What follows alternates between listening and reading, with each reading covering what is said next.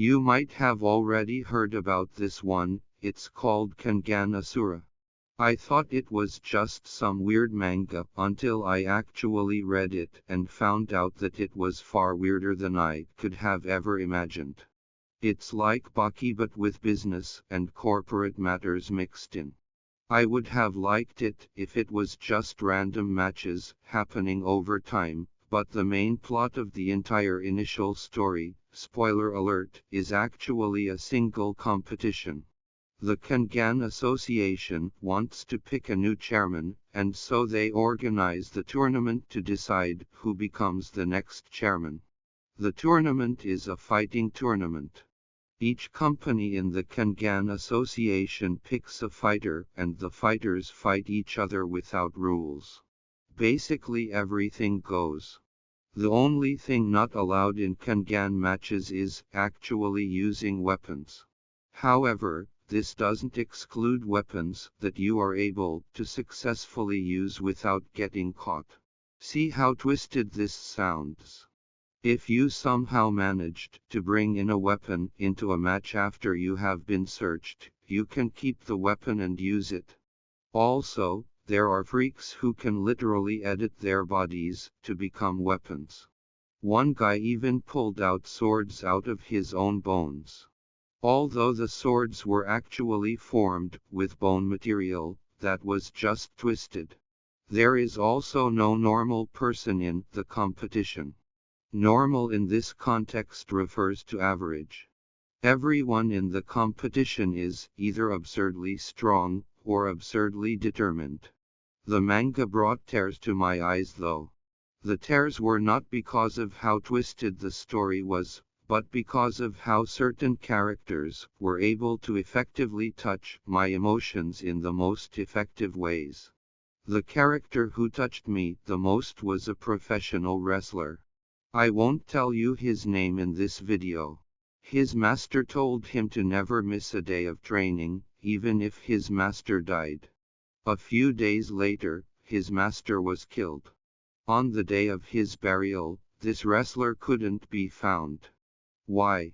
He kept his promise to his master and kept on training, even on the day of his master's burial. A certain panel shows him training while covered in sweat and tears. As an entertainer, being a professional wrestler, he also had a duty to never block or defend an attack. He trained himself to receive heavy blows over and over again without blocking them. This made the audience feel for him. Eventually, he lost during the tournament. Majorly because everyone else was a monster. Here's what made me cry in that chapter. When he lost, the entire crowd started cheering for him and applauding him. Why? Because he did his best. Not just as a fighter, but as an entertainer. And when he finally fell during one of his fights against an incredible opponent, the crowd was moved and appreciated him even though he lost. You know what made me cry? I have had times in my life where I did my best and succeeded. You know what some people said?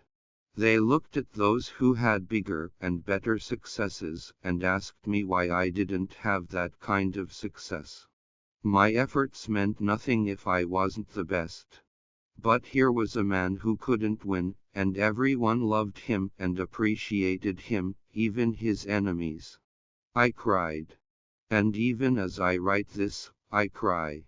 I cry because, whenever I failed, whenever I fell, even after giving it my best, those I looked to for help would make me feel worse than I already felt. Their words broke me even more than the reality of my own failure. My efforts meant nothing to them. And here's a man, a fictional character, who did his best, and even when he fails, fallen, wounded, beaten, battered, unable to go on, yet he is shown love and support. I cannot relate. Where I come from, only success is celebrated. Nothing else matters. And it hurts. It hurts a lot. So sometimes, I'm just grateful that Jesus exists, because he doesn't need me to be perfect. He just needs me to try. So, I try.